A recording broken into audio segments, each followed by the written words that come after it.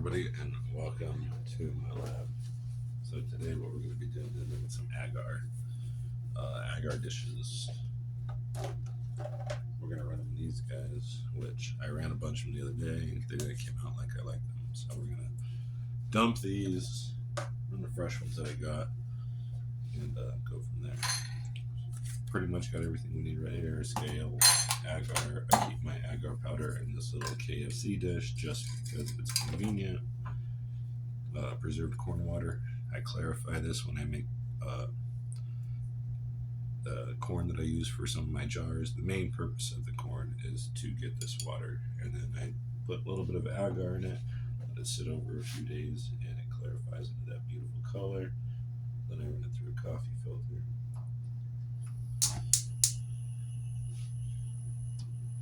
I'm going to start out, put this guy on low here. We're going to set all this aside. The first thing we are going to add is going to be the grain water. And we're going to go for 400 milliliters of grain water.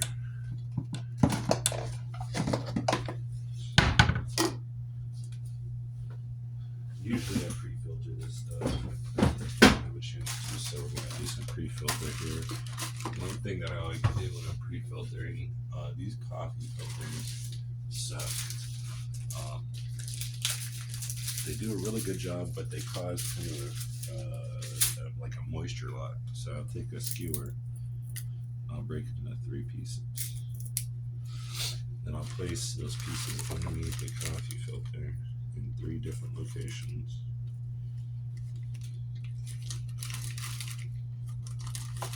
Try to keep following it through if you can.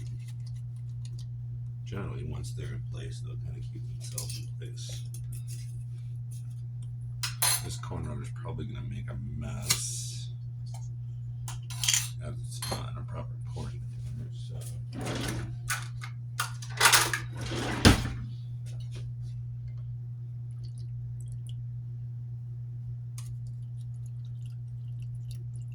now we're going for 400 milliliters of coffee or grain water, which in my experience generally is about 2 of these jars.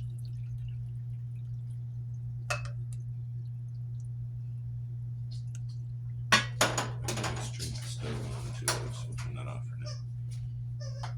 Let that settle. The little skewers keep the filter from sticking.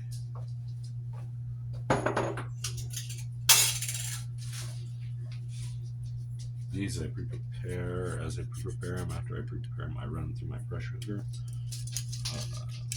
with these original lids and seals, and it creates that proper seal. And you pop it, and you can hear it. I know there's no bacteria, there's no nasties in there, it's just clean water.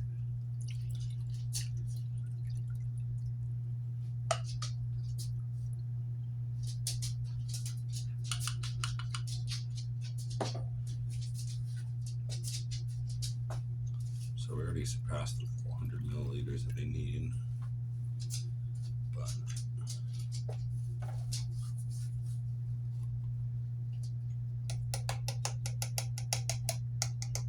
you either have to throw it away or re-PC it.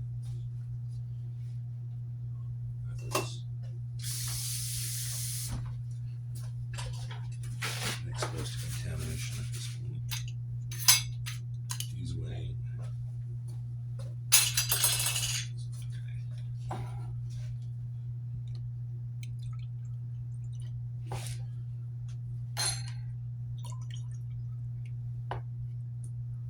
And that's what I'll do. I'll just re-PC, pressure cook this little jar.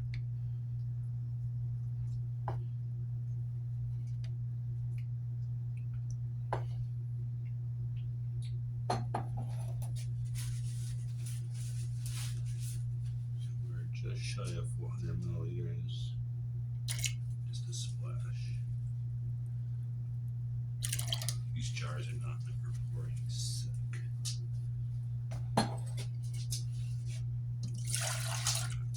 There's that.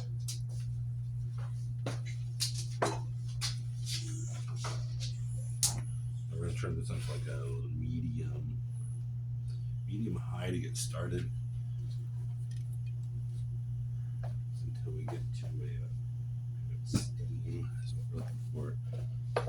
got our 400 milliliters of grain water. We're going to add 350 milliliters of distilled water. With distilled water, never heat it up or boil it unless it's been added to something else. So you add it something to the water. It will do what's called a flash boil. It can mess you up pretty good if you get hit by that.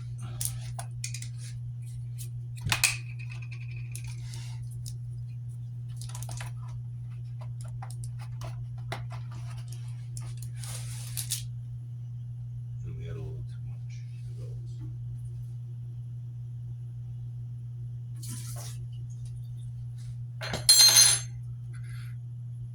And of course, we poured out a little too much as doesn't got to be super precise. It's close. So we're just a hair under 350, but we were a hair over on our 400. Mix that in.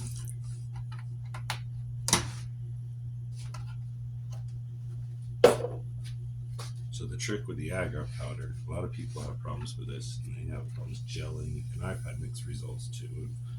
Notice that temperature and the way and how you mix everything definitely comes into play. So when you mix your agar powder, you never want to just dump the whole batch in, and you don't want to do it while it's cold. You want your water to be almost boiling, but not quite.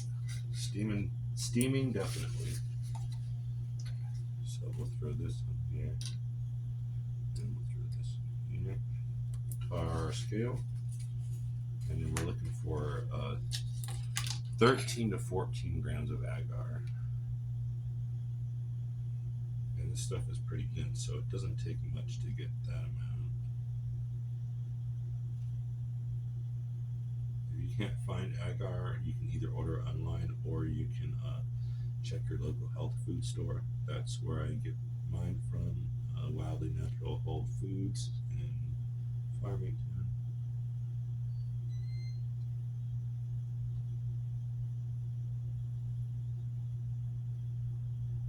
And they sell this stuff loose, so I think 2 ounces usually cost me right about $20. We're gonna go 13. We're gonna go 14 for this pour. I've had applesauce come out of it before, and we don't want applesauce. We want good gelling.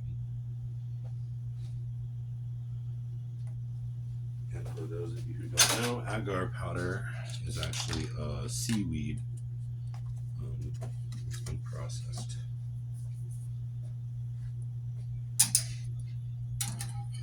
We'll stir here. We're all measured out. We're on the scale. 222. My lucky number.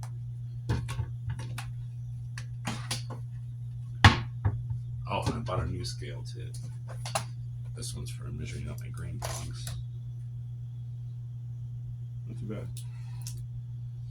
I can do kilograms, grams, pounds, milliliters, all that fun stuff. And it's easily cleanable. It's a nice flat surface. No nooks or crannies to get dirt into.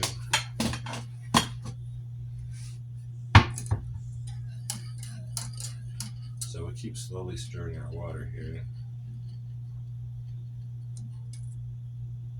And once we get a little steam coming off, we'll start adding our agar powder slowly as we stir.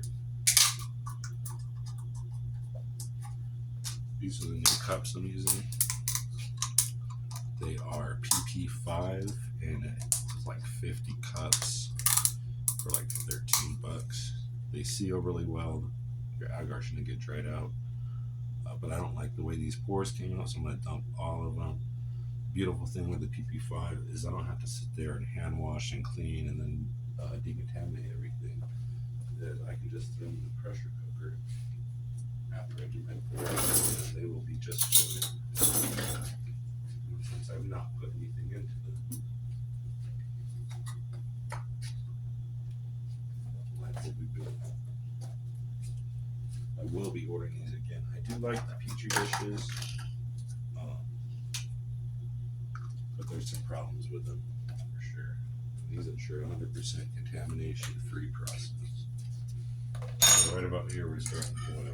So we're going to turn down to a medium low.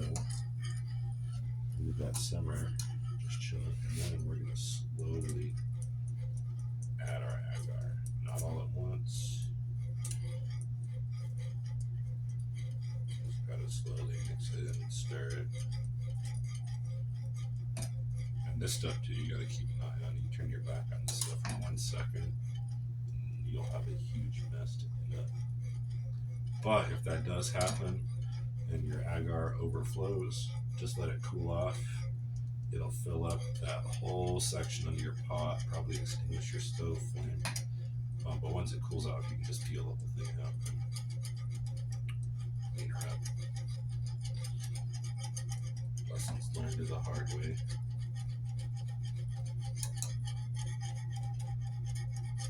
And I never let my agar come to a rolling boil. A good simmer is what you want, but you don't want a rolling boil. It does something to the way the agar mix functions.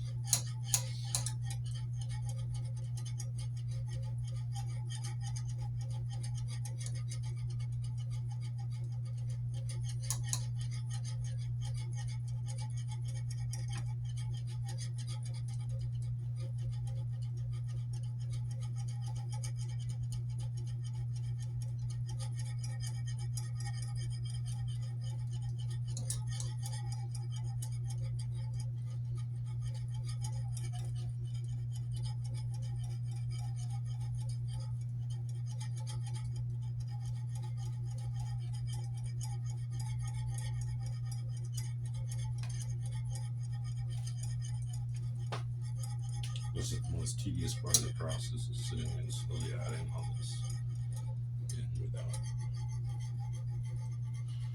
causing clumping. That's what will happen if you don't do it right. You'll get clumping and you'll get sediment buildup in the bottoms of your dishes. They won't contract it, they'll be inconsistent.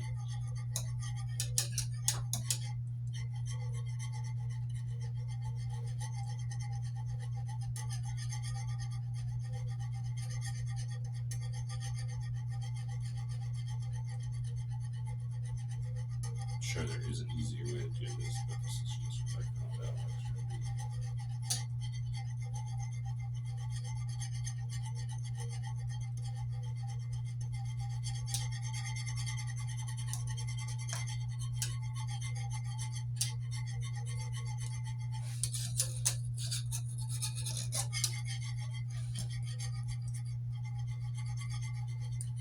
You'll start to feel that liquid get thick, and you'll start to feel your stir start to kind of glide across the bottom as the agar gels.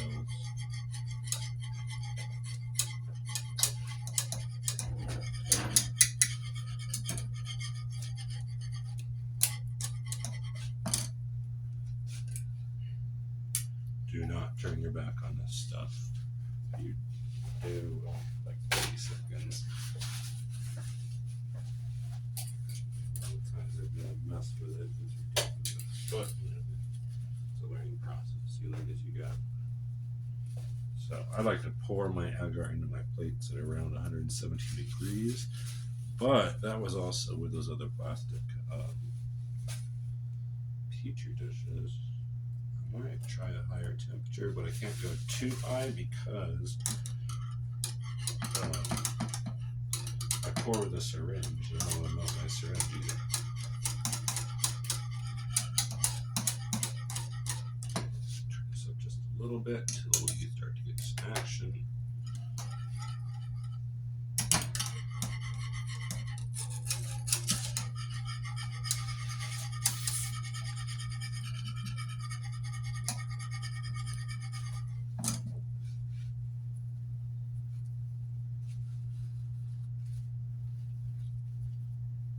Sorry about the microphone disruption here.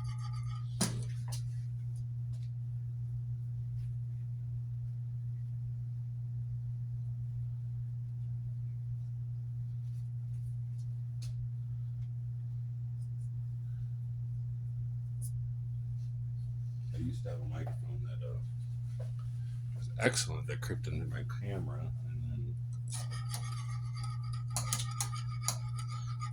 my dog pulled my phone down one day when I was filming, and then with that camera, I'm sorry, there was that microphone, and then I had a lapel, so we just barely hit boil. It started to, you can see the bubbles. It started to simmer, but we don't want it to simmer. As soon as it starts to simmer, kill it.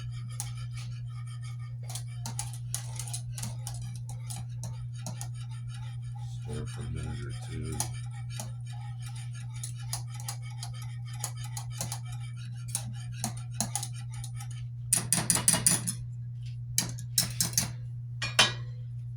That's part of the trick right there. You don't want to reduce too much of the water.